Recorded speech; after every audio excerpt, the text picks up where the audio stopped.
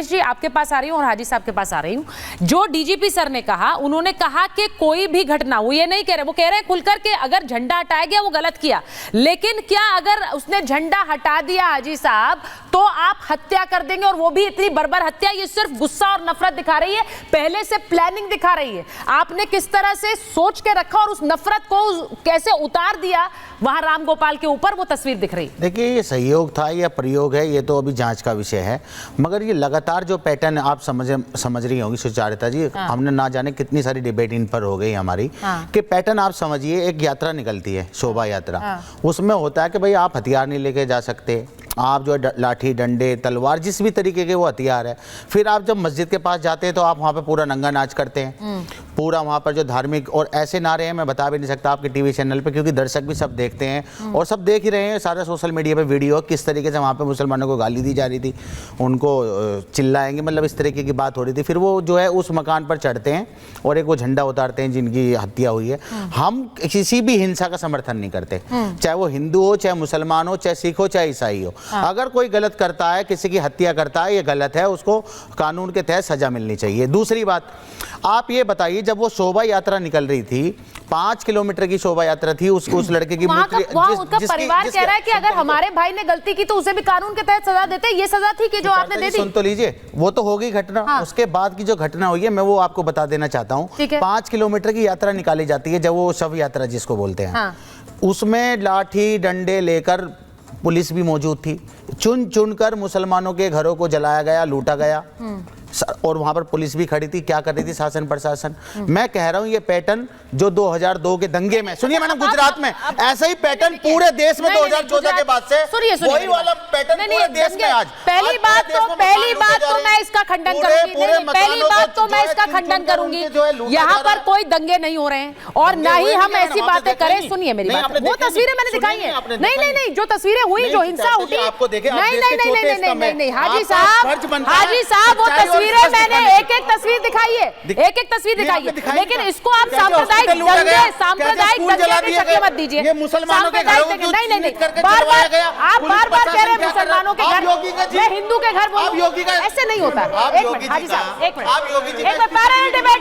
Parallel debate नहीं होगी, एक मिनट रुक जाइए हाजी साहब। नहीं हाजी साहब, एक मिनट, प्रवेश जी, एक मिनट रुकिए, प्रवेश जी, पुलिस होने के बावजूद ये तो शिवम जी बताएंगे, एक मिनट रुकिए, मारा गया, एक सेकंड, उनकी दुकानें लूटी गई, इसकी जिम्मेदारी ब्रेक भी लगाना पड़ेगा आपको। आपने जो बात बोली है प्रवेश जी, मैं आपसे पूछ रही हूँ, वहां पर जब हत्या हुई उसके बाद लोगों का गुस्सा था, लोग सड़कों पर उतरे, उपद्रव किया। मैं तो ये खुलकर भी कह सकती हूँ कि जो लोग उपद्रव कर रहे थे वो हिंदू थे, उन्हें भी पकड़ा गया है। क्या बात कर रहे हैं? मैं इसीलिए बता रही हूँ, जब योगी आदित्यनाथ के एसटीएफ चीफ वहां पहुंचे हैं तो जिन्हें दौड़ाया, सुनिए ये कौन है? वायरल हो रही है ना, दिखा दीजिए कौन है ये लोग। ये सारे मुस्लिम हैं। कौन है ये लोग? इनके खिलाफ एफआईआर हुई है। किस मामले में हुई है? आरोपी है, मामले में आरोपी है, हत्या के आरोपी है। अब देखिए, हत्या के आरोपी है, पूरी तरह से एक्सपोज और घिर गए। जो लिस्ट आप हत्या के आरोपी है। हमीद कौन है? आरोपी है हत्या का। कौन है? रिंकू सरफराज कौन है जिसकी मैंने तस्वीर दिखाई? आरोपी है। फहीम कौन है? हत्या का आरोपी है। राजा और साहिर खान कौन है? हत्या का आरोपी है। तो सर ये गलत डिटेल्स मीडिया पर मत लेकर आया करिए। नाउ अब आप एक्सपोज हो गए। हाजी साहब, ये गलत इंफॉर्मेशन मत दीजिए। नहीं, मैं अगर सुनिए, अगर यहाँ इस्लामोफोबिया होता तो आपको इनवाइट नहीं किया गया होता। पहली बात, प्रवेश जी के पास जा रहे हैं, अब आप फंस गए, आप गलत इंफॉर्मेशन। नहीं रंगरेज भाई, आप ये नहीं छुपा सकते कि आप गलत लिस्ट दिखा रहे हैं। चिल्ला लीजिए, सुनिए रंगरेज, लिस्ट किसकी है? ये लिस्ट किसकी है? आपको ये तक नहीं पता है कि ये उन लोगों की लिस्ट है जो हत्या के आरोपी हैं। प्रवेश जी, सुन लीजिए, वही बता रही थी। सुन लीजिए भाई, चुप हो जाइए। प्रवेश जी ऐसा है, हो गया बस। प्रवेश जी, भारत में और दुनिया के अंदर हिंदू समाज रहता है और वो कानून में विश्वास करता है। कानून में विश्वास है, इसलिए वो कार्रवाई का इंतजार करता है, वो सरकार से अपील करता है, वो पुलिस के पास जाता है, वो किसी को यूं ही पकड़कर उसको मार नहीं देता, उसके नखून नहीं नोच देता। क्यों? क्योंकि भारत के अंदर और दुनिया में फैला हुआ हिंदू वह सह अस्तित्व के विचार में विश्वास करता है, वो सौहार्द के बात पे विश्वास करता है, वो राम और कृष्ण की वाणी पर विश्वास करता है, इसलिए वो अहिंसा की बात करता है, शांति की बात करता है, वो कभी भी नहीं कहेगा। अब सुनिए सुनिए, हम कह रहे हैं कहीं पर भी आप सुनिए, पहले सुनना सीखिए, मैं बताऊं आपको, नहीं करना छोड़ दीजिए। सड़क पे करते हैं ना, यहाँ मत करिए, सुनिए, ये सड़क की गुंडाई यहाँ मत करिए। भारत का हिंदू समाज खड़ा हो गया, आपकी स्थिति खराब हो जाएगी। भारत का हिंदू समाज खड़ा होगा, आपकी स्थिति खराब हो जाएगी। ये गुंडाई ठीक नहीं है। आप हमको बोलने नहीं देंगे, आप हमको बोलने नहीं देंगे। हम कह रहे हैं ये भारत है और ये भारत का हिंदू समाज है, इस कारण से इस देश का एक एक व्यक्ति सुरक्षित है।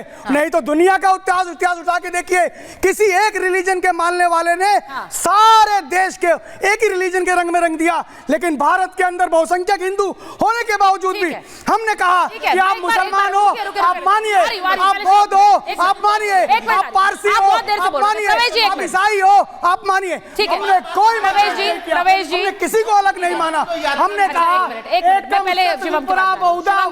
सीधी बात, हमने कहा जो प्रवेश जी कह रहे हैं, मैं इस चीज को लेकर बार बार ये सवाल उठते हैं कि जुलूस निकलते हैं और खासकर जो मस्जिद हैं या फिर मज़ारे हैं, वहां पर इस तरह के जुलूस निकलते हैं, भड़काऊ नारेबाजी होती है, वो उकसाती है।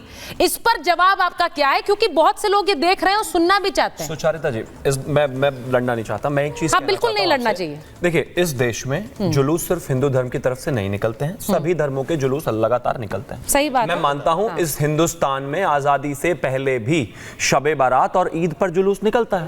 मुझे प्लीज बीच में नहीं आप रोकेंगे प्लीज, आप इनको खूब नारे लगते हैं। वो जुलूस हिंदू धर्म के जो लोग हैं उनके मोहल्ले से भी निकलते हैं, मंदिर के सामने से भी निकलते हैं, और इसके अलावा प्लीज आप इनको रोक दीजिए, क्या बेचैनी है क्या? और इसके अलावा जो है चर्च के सामने से भी निकलते हैं, गुरुद्वारे के सामने से भी निकलते हैं। लेकिन 1000 साल के इतिहास में मुझे एक चीज बता दीजिए कि शबे बारात या फिर ईद के जुलूस के लोगों को हिंदुओं से डर रहा हो, क्रिश्चियनों से डर रहा हो, सिखों से डर रहा हो, किसी पारसियों से डर रहा हो, या उसके लिए पुलिस लगानी पड़ी हो। अगर शिवम त्यागी दंगाई है तो वो जो सलमान है वो उसकी जो वो यात्रा निकल रही है उस पर पत्थर क्यों नहीं मार रहा वो पिछले 1000 साल से?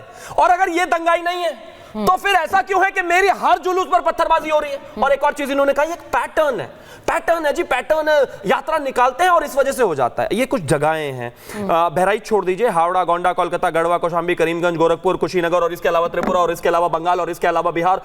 ये भाजपा और भाजपा शासित राज्यों का विषय नहीं है। भाजपा का राज है तो भी वहां पर पत्थरबाजी चल रही है, ममता बनर्जी का राज है तो भी पत्थरबाजी, अशोक गहलोत का राज है तो भी पत्थरबाजी चल रही है, जेएमएम का राज है तो भी पत्थरबाजी चल रही है, लेफ्ट का राज है तो भी पत्थरबाजी चल रही है। यानी कि एक समाज के बहुतायत के लोग जो भी हैं वहां पर खड़े वो पत्थर मार रहे हैं और दूसरा पिट रहा है। ये सच्चाई है, ये है पैटर्न और ये है प्रॉब्लम। मुमताज जी एक बारी से आएंगे, नहीं हाजी साहब बारी से आएंगे, प्लीज एक मिनट रुक जाइए। मुमताज जी, उन्होंने एक सवाल पूछा है और वो ये कह रहे हैं क्योंकि आज पूरा देश इस बात को देख रहा है कि एक व्यक्ति को बुरी तरह से तड़पाकर मारा गया, वो व्यक्ति जो अपना त्योहार मना रहा था, जो दुर्गा विसर्जन के लिए निकला था। सवाल उनका ये है कि हर जगह